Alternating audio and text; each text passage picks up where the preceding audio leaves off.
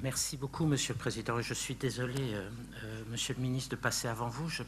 J'aurais souhaité, par courtoisie, vous laisser la parole le premier, mais je vous promets que je vais aller très vite pour ne pas prendre trop de temps et pour permettre à Monsieur Abouyoub de reprendre très vite la parole. Tout d'abord, juste un mot de remerciement à vous, Monsieur le Haut-Commissaire, et à tous vos collaborateurs pour votre accueil et votre hospitalité. Vous savez qu'il y a un secret avec le Maroc, on s'y sent bien et c'est bien la raison pour laquelle nous venons tous ici pour nous éloigner de nos soucis quotidiens et pour retrouver le charme et la douceur de votre pays. J'allais ajouter le beau temps, mais là, il y a peut-être un petit manque aujourd'hui. Je serai très bref parce que je ne veux pas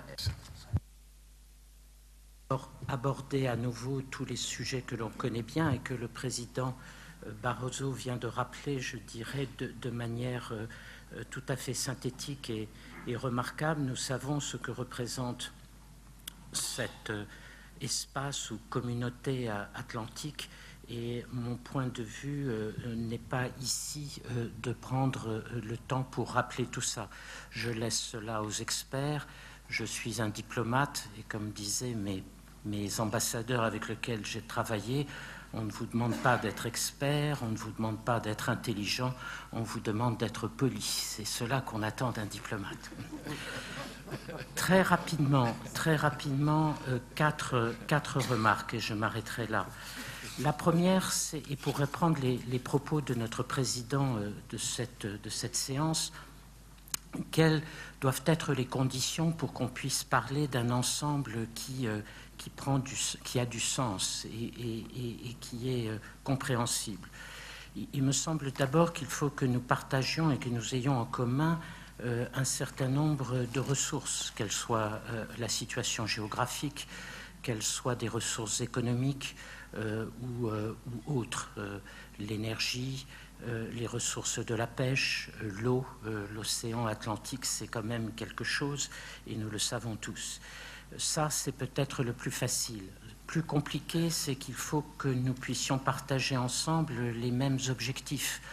On le voit bien, quand il y a eu des réussites en matière de regroupement, c'est parce qu'il y avait des objectifs précis.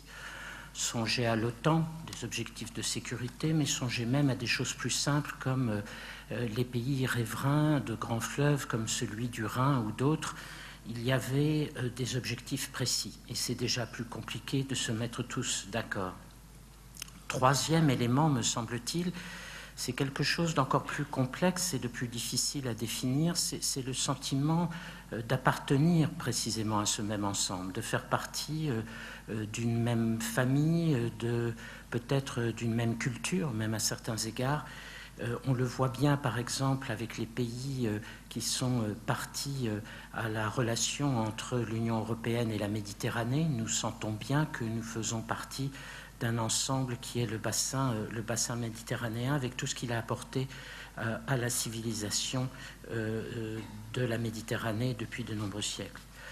Face à ces conditions-là, telles qu'on peut les définir, et je suis sûr qu'on pourrait en ajouter beaucoup d'autres, mais encore une fois, je veux faire simple et ne pas prendre trop de votre temps.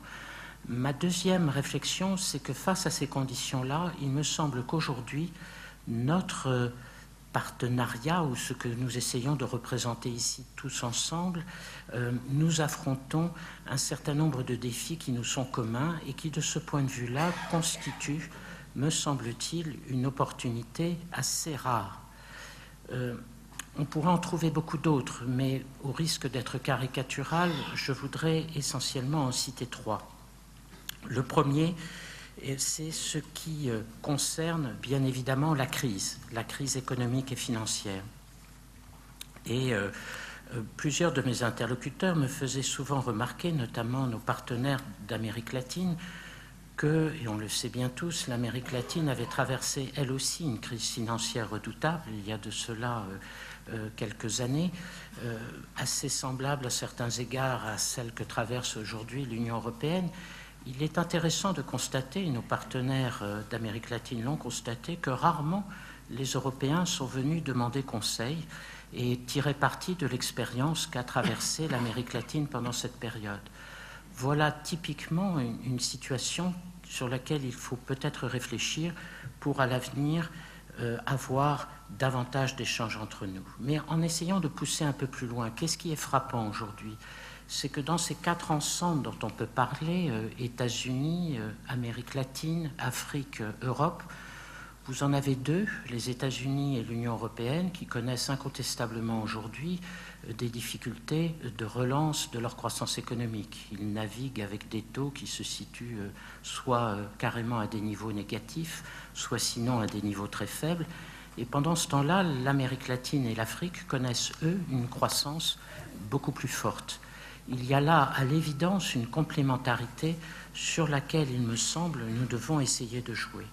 Et cette complémentarité, elle est en train d'exister dans les faits. Le phénomène que nous observons dans des pays comme l'Espagne ou le Portugal, où un certain nombre de personnes ne trouvant pas d'emploi retournent parfois d'où ils sont venus avant, c'est-à-dire retournent en Amérique latine ou en Afrique pour chercher un emploi. Des phénomènes donc de migration assez nouveaux, assez différents de ce qui pouvait exister dans un passé récent et qui montrent là encore une formidable complémentarité sur laquelle, me semble-t-il, nous pourrions travailler.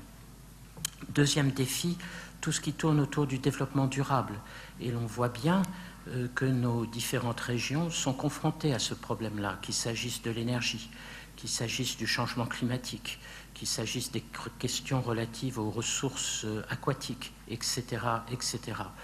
Le prochain thème de la rencontre entre l'Union européenne et l'Amérique latine, ce sera précisément le développement durable. Et c'est donc un thème, me semble-t-il, sur lequel nous tous, nous avons des choses à dire, des intérêts à défendre, des réflexions à mener et une expérience à partager, j'en suis sûr. Troisième défi, la sécurité, prise au sens le plus large. Et là, il n'est pas besoin de trop insister. Ce qui se passe, par exemple, actuellement dans toute la région du Sahel, les phénomènes préoccupants que nous observons à travers l'océan Atlantique en matière de trafic de drogue ou de criminalité, la montée du terrorisme dans un certain nombre de nos régions, tout ça montre là encore que nous avons des intérêts communs et sans doute un vrai partage et une vraie communauté de soucis et de préoccupations à gérer en commun. Troisième réflexion, et peut-être pour là, je passerai en anglais pour faire comme mes prédécesseurs, les orateurs précédents. The third observation I would like to do, it's about the diplomatic landscape, the new international community we're going through. I'm quite interested, not only as everyone else, about those new emerging countries playing a major role today in our international community. This notion of strategic partners and strategic partnership that is growing more and more and increasingly becoming a major part of our diplomatic activities. What I find even more interesting is that if today you look at any of the major issues we're facing with regard to all the crises we're going through, think about what we're witnessing today, Syria or Mali or the Horn of Africa, Sudan, the whole events usually called the Arab Spring. It is quite interesting to see that today, when we face those issues, those new challenges, many countries that are not from that region are getting involved into it. I'm sure my neighbor here from Brazil will tell me that Brazil, and rightly so, wants to play a more important role on issues like the Iranian nuclear program. We've seen, in fact, some initiatives there in the past, and I think we should look very much at this.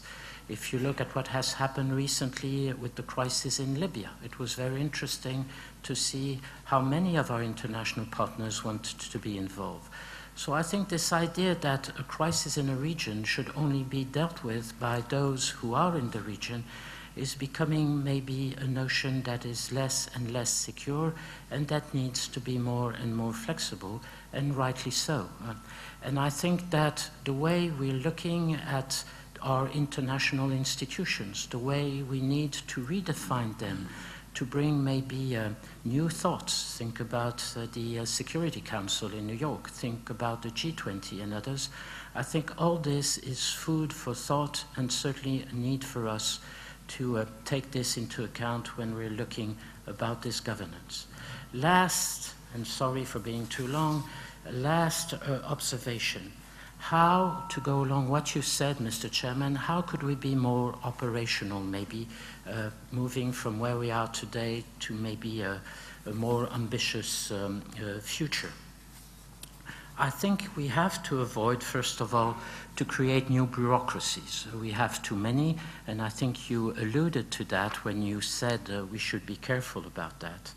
I think we should avoid new bureaucracies, and on the contrary, we should try to be as innovative as we could.